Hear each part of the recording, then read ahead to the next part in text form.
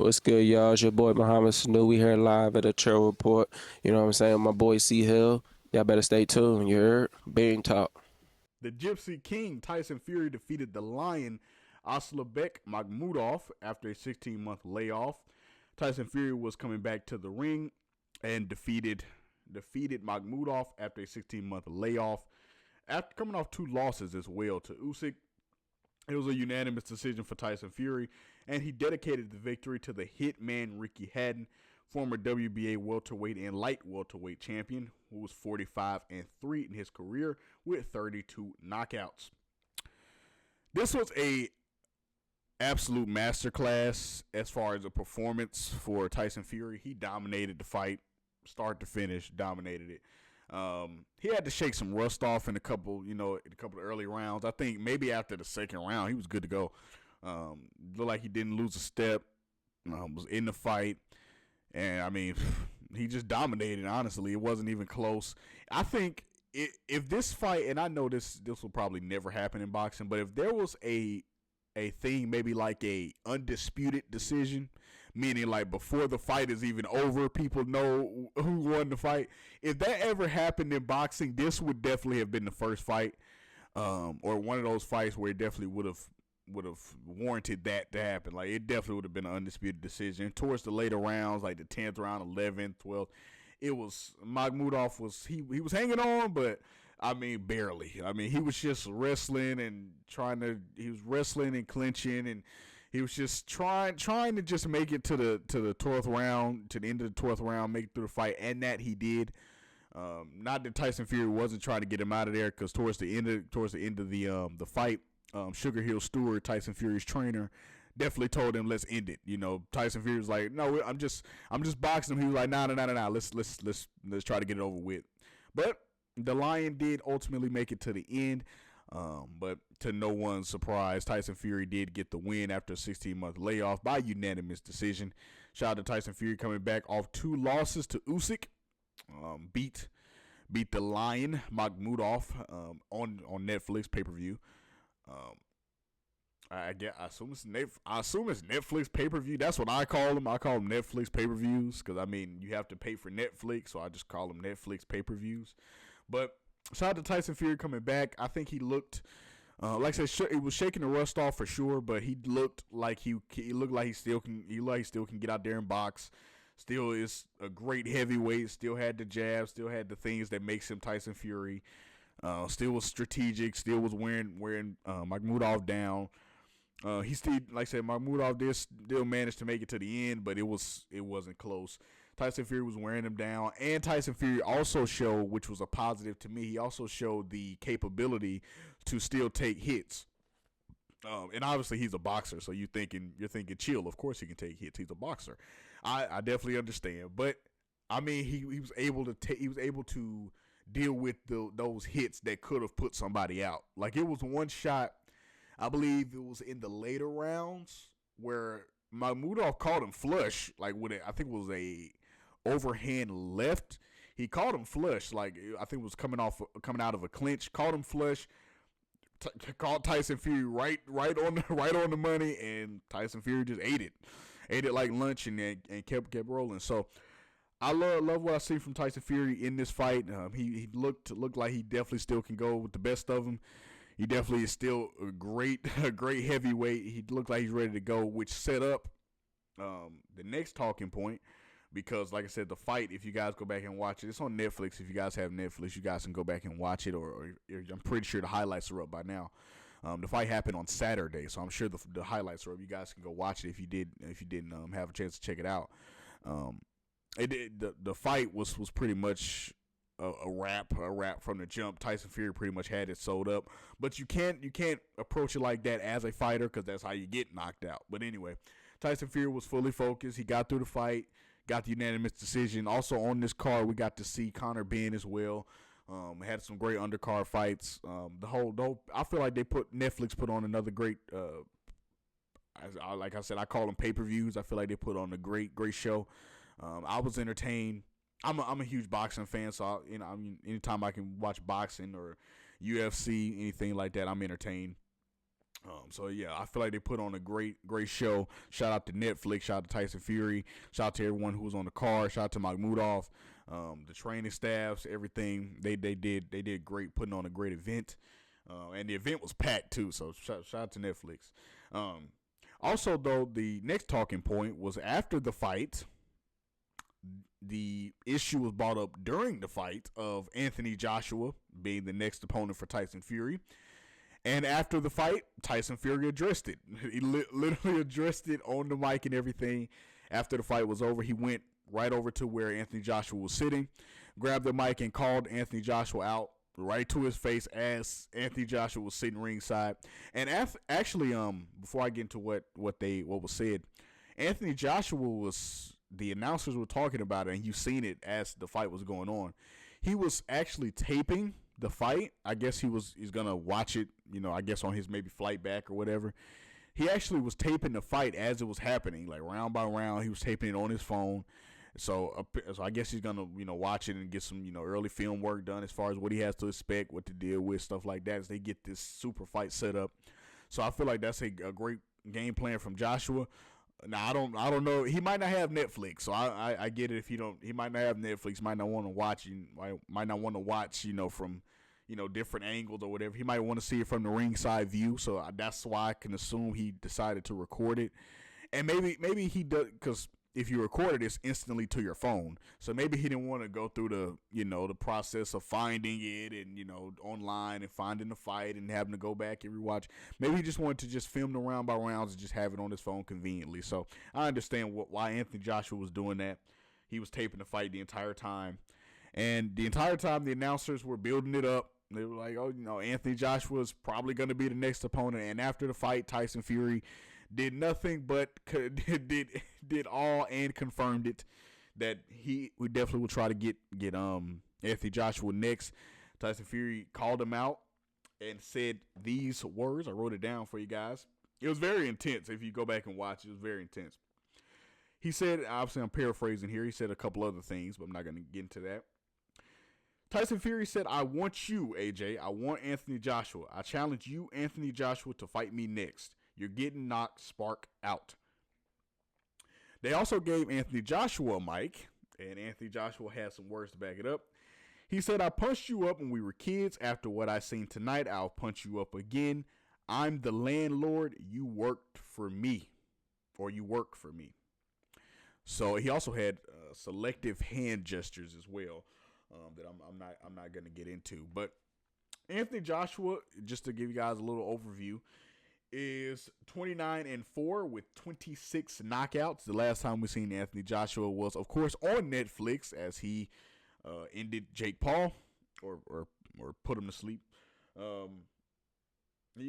As last time we seen Anthony Joshua, he would be trying to fight Tyson Fury, as Tyson Fury is now 34-2-1, and the person I would compare maybe this fight to, I guess you could say on Anthony Joshua's resume, probably maybe Andy Ruiz, maybe Andy Ruiz, maybe. I'm pretty sure you guys can figure out better fighters to compare Tyson Fury to, but going back in this resume of Anthony Joshua, that's probably the best person I would compare maybe a Tyson Fury to. Maybe Ngannou, maybe. It's a couple fighters that Joshua's fought that is, similar styles maybe to Tyson Fury. I feel like I'm one of those people that I feel like you have to get in there with them. I just really do. I feel like, because I'm just of the belief that we can talk about the fight all day. That's why I love when boxers do face-to-faces, because it's interesting and entertaining hearing them talk about the fight and hearing them talk about, oh, well, this is gonna happen on Saturday and I got this planned and we've been working on this. That's great. We can do that all day. We can talk about the fight and build up the fight all day. But until I think Tank Davis said it a while ago when he was going against Frank Martin, I believe. He said, I have to get in there. I have to get in there with him to see what type of fight is going to be, because we can talk about it all day, but until you don't know what that boxer has been working on, you don't know what he's improved on, You don't know where his head is at. You don't know where his trainers have been. He might have a different training team. He might have did something different in training camp. He might have increased the number of weeks his camp was. So you don't know certain things just talking about it and going off of the resume of other fighters. Now, what you can do, and I always thought this was a great strategy, me personally. What you can do is you'll see. I watch All Access a lot, which is or at least I used to, which is Showtime's basically training camp footage. So it shows you what the boxer has been doing in training camp, how he's preparing for the fight. It shows you both boxers' point of view from what they've been doing in training camp, right? I love watching that. I used to love watching that show because you get to see how they study each other, right? And one of the most interesting tactics that I have seen is watching the fighter's last fight or watching a couple fights from the last fighter. Obviously, that's in my opinion, you probably expect that. That's probably an expected route to go. But I love that strategy because it is. Regardless of what that fighter has improved on or might have switched up, regardless of that, they have a generic style. What I mean by that is they have a style that is what they do. So meaning whatever they might have worked on, whatever they might have trained or done during training camp, that's great. I'm pretty sure they'll try it in the fight. But when it gets to those late rounds and they get tired and they're gassed and they start breathing hard, when that happens, they resort back to what they know best, what they've been doing their entire career. And it's no flack on any fighter. That's just natural. You go back to what you know. So every fighter has a gear like that. Like when they get tired, they go to this. Every fighter has a gear like that. So studying that is, I feel like, always a great segue to study a fighter. So I'm pretty sure Anthony Joshua will probably look at that. Same with Tyson Fury. I'm pretty sure Tyson Fury, after this fight, probably knowing how dedicated Tyson Fury is to big fights and stuff like that, I'm pretty sure right after this fight, he probably got right to work, probably right alongside Anthony Joshua. Anthony Joshua filmed the fight. I'm pretty sure Tyson Fury probably is watching some Anthony Joshua film, probably as we speak right now. So I'm pretty sure that they both are prepping for this fight very intensely. I'm pretty sure they both know what's on their hands. Pause on that. As far as they are the elite of the elite, as far as heavyweights. So neither one of them, I feel like, can go into this fight feeling like it's sold up on any front, because I mean, I'm if this super fight does happen, and it hasn't been, the contracts aren't ironed out yet, and the I's haven't been dotted and the T's hasn't been crossed. It's just speculation because of what happened at the fight. Like I told you guys, once again, Anthony Joshua said, "I'm the landlord. You work for me." So I mean, them words right there. So, and Tyson Fury laid out the challenge. So pretty much this is speculation, but everyone pretty much wants this fight next as far as how they're lining up for the fight to go. They're lining up the super fight between Joshua and Fury next.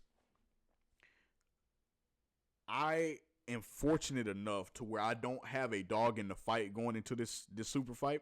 I'm just going to try to be entertained. I'm pretty sure the undercard is going to be good.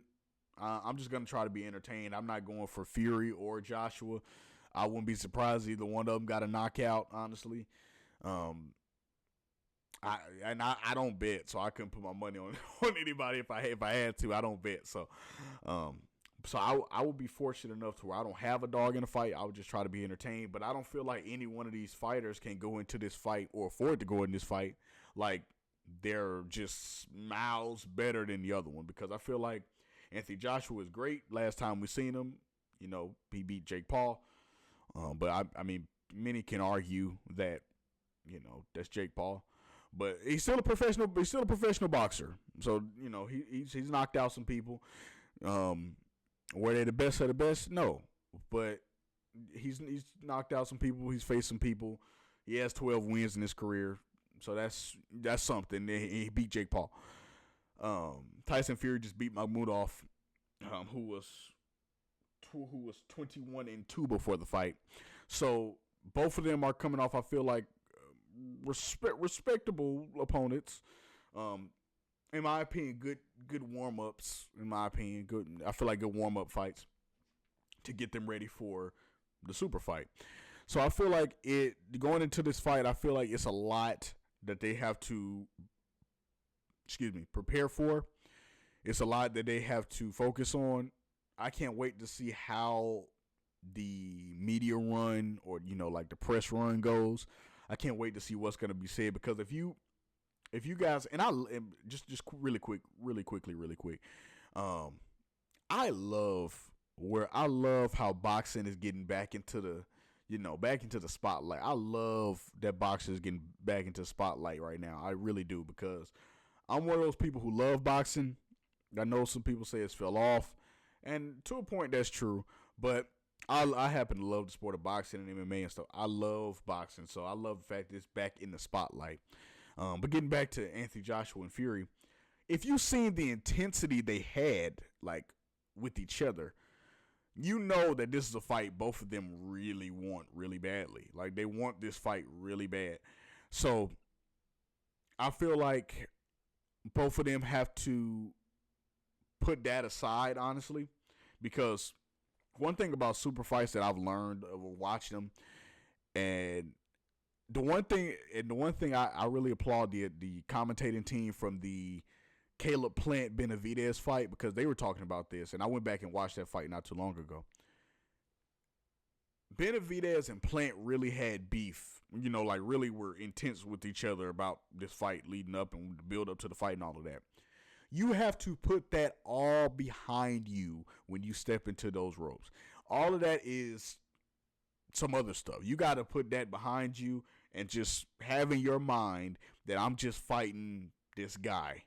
So I got to be on my P's and Q's. That's what it is. Because if you go in there with all of that in your mind and the intensity and, okay, you're charged up, that's great. But when you're charged up, what I'm pretty sure all of my boxing fans can tell you, when you're charged up, emotion starts to get the best of you.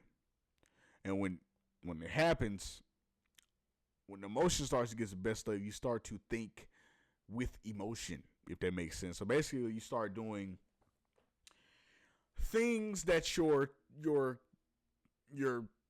training or things that your team wouldn't sign off on you doing. So you start throwing wild shots. You start trying to go for the knockout when you should just be playing the game. You start going for the big ooh shots when you should be just playing the game. You start trying to get on offense when you should be just letting them tire themselves out. You start doing those certain things, and what happens a lot is in those moments you're intense, you're emotional, bam, just that quick.